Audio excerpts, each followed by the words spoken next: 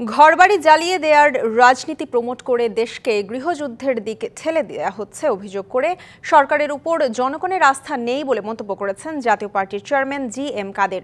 জাতীয় পার্টির কার্যালয়ে এক যৌথ মত বিনিময় সভায় তিনি এই কথা বলেন। সরকারের নিরপেক্ষতা প্রশ্নবিদ্ধ হচ্ছে উল্লেখ করে তিনি বলেন, দেশের স্থিতিশীলতা চাইলে সকলকে নির্বাচনের সুযোগ দিতে হবে। এই দেশের জনগণ সিদ্ধান্ত নেবে কারা থাকবে কারা থাকবে না। একতরফা নির্বাচন পরিস্থিতি তৈরি হলে জাতীয় পার্টি নির্বাচনে অংশ নেবে না বলে জানান জি.এম. কাদের। বর্তমানে যে পরিস্থিতি দাঁড়িয়ে গেছে তাতে জান মাল এবং ইজ্জতের নিরাপত্তা সম্পূর্ণভাবে বিধ্বস্ত।